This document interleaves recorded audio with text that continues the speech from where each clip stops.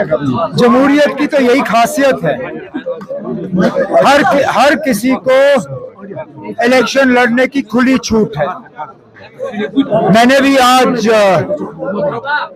Indian express अखबार के जरिए ये खबर पढ़ी कि शायद जमाते इस्लामी जो ये कोशिश कर रही थी कि उनके ऊपर लगाई हुई बैन जो है वो उठे, और बैन उठने के बाद वो अपने नुमाइंदे इलेक्शन में उतारने की बात कर रहे थे। बदकिस्मती से इलेक्शन ब्यूगल बजने से पहले उनके ऊपर लगाई हुई बैन उठी नहीं। आज अखबारों के जरिए ये खबर आई है कि शायद वो अब इंडिपेंडेंट जो है कैंडिडेट्स उठाएंगे। बिस्मिल्लाह, हम तो चाहते थे कि वो अपने सिंबल पे कैंडिडेट उठाएं, अपने पार्टी जमाते इस्लामी के नाम पे कैंडिडेट उठाएं, लेकिन अगर वो मुमकिन नहीं हुआ तो चलिए आजाद उम्मीदवार ही सही आए मैदान में, अपना मंशूर लेके, अपने इरादे लेके, अपने वादे लेके, और फिर लोगों तक है वो किसको वोट देना पसंद करेंगे।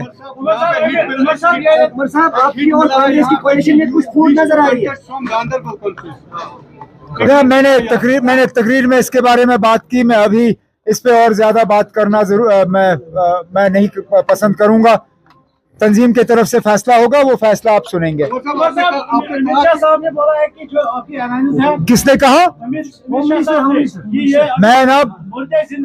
मैं दिल की गहराइयों से होम मिनिस्टर साहब का शुक्रगुजार हूं कि उन्होंने हमारे मैनिफेस्टो का जिक्र किया। नहीं तो कहाँ हम छोटे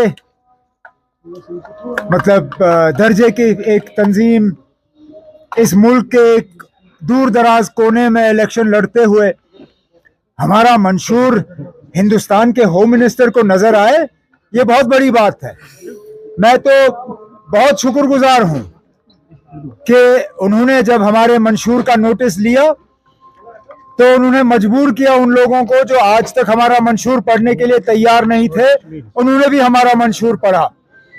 अफसोस की बात यह है कि होम मिनिस्टर साहब को हमारे मंशूर में एक ही पैराग्राफ नजर आया, और कुछ ऐसी बातें भी होम मिनिस्टर साहब ने की जो हमारे मंशूर में कहीं है ही नहीं, जिस तरह नाम बदलने की बात।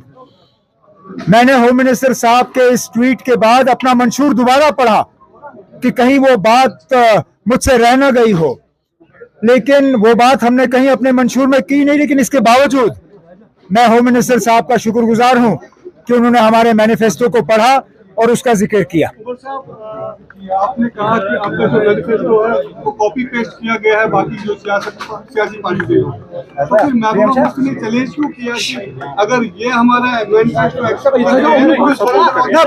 छोड़ दीजिए उनके चैलेंज को। अंग्रेजी में एक कहावत है, imitation is the best form of flattery. उन्होंने हमारे मैनिफेस्टो का नकल करके हमारी तारीफ की, हमें फ्लैटर किया, और ये साबित किया कि सबसे बेहतर और सबसे उम्दा अगर किसी जमात के पास आने वाले 5 साल के लिए एक प्रोग्राम है वो जम्मू कश्मीर नेशनल कॉन्फ्रेंस है। चले।